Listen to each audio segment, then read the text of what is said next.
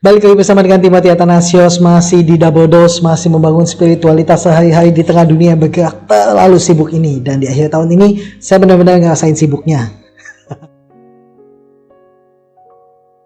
13 Desember dan tema kita hari ini adalah A Journey to Travel. Dan firman Tuhan saya ambil dari Kejadian pasal 12 ayat yang pertama. Demikianlah bunyi firman Tuhan.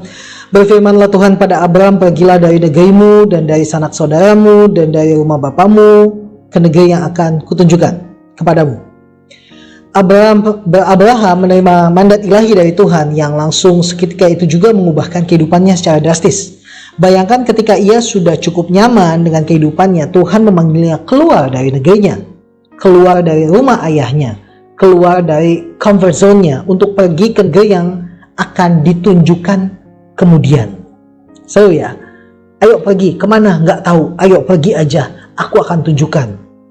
Saya pikir kalau itu terjadi pada saudara dan saya, hari ini kita mungkin nggak akan memiliki keberanian untuk melakukan hal itu. Sebagai catatan saja, sebagai informasi bahwa pada waktu itu Abraham sudah berumur kurang lebih 75 tahun. Ia bukan lagi anak muda yang mencari petualangan atau sensasi. Ia adalah seorang pria berumur yang menikmati masa pensiunnya. Oke, ayah saya aja belum umur 75 tahun, kan?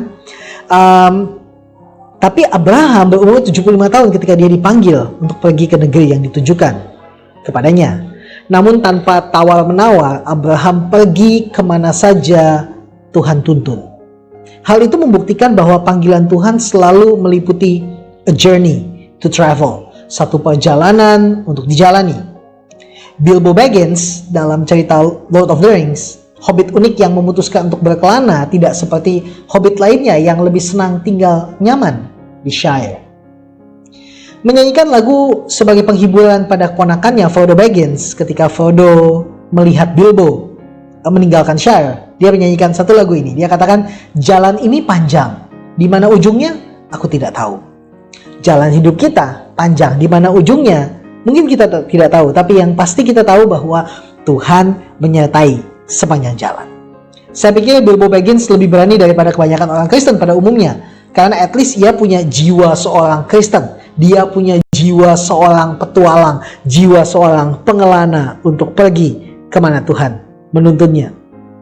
Jiwa seorang Kristen adalah jiwa yang berani melangkah. Jalan salib ini panjang dan berliku. Ketika kita mengikuti Yesus, kita tahu kemana ujungnya. Pertobatan kita dimulai dari salib dan akan berakhir di hadapan tahta Tuhan. Kuatkanlah dan teguhkanlah hatimu dan jangan menyimpang ke kanan atau ke kiri agar engkau beruntung kemanapun engkau pergi. Ingat, pertobatan kita dimulai di salib dan berujung di tahta Tuhan. Hari ini melangkahlah.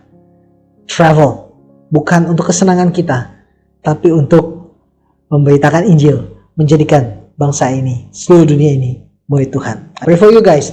Amal yang mulia dalam Gusti Tuhan Yesus memberkati.